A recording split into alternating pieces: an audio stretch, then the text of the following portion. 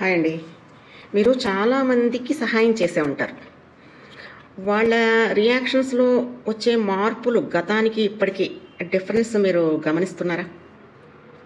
ఇదివరకు తాతలు గాని, తండ్రులు గాని ఎవరికైనా చిన్న సహాయం చేస్తే వాళ్ళది గుర్తుపెట్టుకుని, వాళ్ళ పిల్లలకి, మనవలకు కూడా అది కృతజ్ఞత చూపించేవారు. మీ నాన్నగారు ఇలా చేశారమ్మా అప్పట్లో. దానివల్ల మేము బాగున్నాం. మీ తాతగారు ఇది చేశారు, మాకు ఇది ఇచ్చారు. దానివల్ల మేము సేవ్ అయ్యాం. అలా కృతజ్ఞత చూపించేవారు. ఇప్పుడు ఉందంటారా కృతజ్ఞత? లేకపోగా ఏదో మీ ఉపయోగం కోసం మీరు చేశారు. ఎంత పెద్ద ఉపకారం మనం చేసినా సరే ఆ ఉపకారం పొంది మీకు అది అవసరం అనుకుంటా అందుకు చేశారు. చేయకుండా ఉండాల్సింది. ఎవరు చేయమన్నారు మిమ్మల్ని? కృతజ్ఞత లేకపోగా.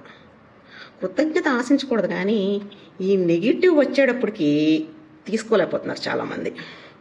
దానివల్ల పెద్ద ఇబ్బంది ఏంటంటారు? ఇప్పుడు ఇలా నెగిటివిటీని రిసీవ్ చేసుకున్న తర్వాత వేరే వాళ్ళకి, నిజంగా అక్కడ అవసరమైన వాళ్ళకి ఏదైనా సహాయం చేయాలన్నా చేయలేకపోతున్నారు, భయపడుతున్నారు.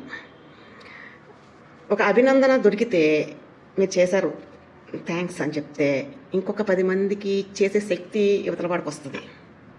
అలా కాకుండా చేసేవాళ్ళ పెద్ద గొప్ప, ఎవరు చేయమన్నారు నిన్ను అనేటప్పటికీ నిజమైన అవసరం ఉన్న వాడికి కూడా సహాయం అందట్లేదు.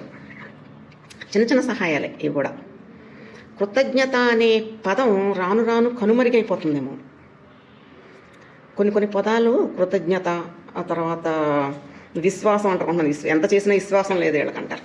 కుక్కకున్న విశ్వాసం మనిషికి లేదు అనే పదం చాలాసార్లు విని ఉంటారు మీరు. కొన్ని పదాలు డిక్షనరీలోంచి వెళ్ళిపోతున్నాయి బయటికి. అదంత అవసరం అంటారా? ఎంత బాగుంటుంది. చిన్న హెల్ప్ చేస్తేనే చిన్నపిల్లలు కూడా థ్యాంక్స్ అని చెప్తారే ప్రతిదీని. ఆ చిన్నపిల్లల దగ్గర ఇప్పుడు మనం నేర్చుకోవాలా ఏంటి? చిన్న చాక్లెట్ ఇచ్చినా, చిన్న పెన్ ఇచ్చినా థ్యాంక్స్ అని చెప్తాం. మరి పెద్ద పెద్ద సహాయాలు తీసుకుని కనీసం ఒక అప్రిషియేషన్గా ఒక చూపు చూస్తే చాలు, చిన్నగా అభినందించితే చాలు. మీరు ఇది చేశారు, అప్పుడు చేశారు అని గుర్తుపెట్టుకుని మళ్ళీ చెప్తే అది ఎన్ని కోట్లు ఇచ్చినా రాని ఆనందం ఆ మనిషి పొందుతాడు. ఆ అభినందన పొందటానికే సహాయాలు చేసేవాళ్ళు చాలామంది ఉన్నారు. వీళ్ళు చేసిన సహాయం చూసి వాళ్ళ కళ్ళల్లో కనిపించే తృప్తి, కృతజ్ఞతాభావం చూసి ఎన్నో సహాయాలు చేసేవాళ్ళు కూడా ఉన్నారు. వాళ్ళ సహాయం పొందుదాం. సహాయం, కృతజ్ఞత అనే పదాలని బతికిందాం.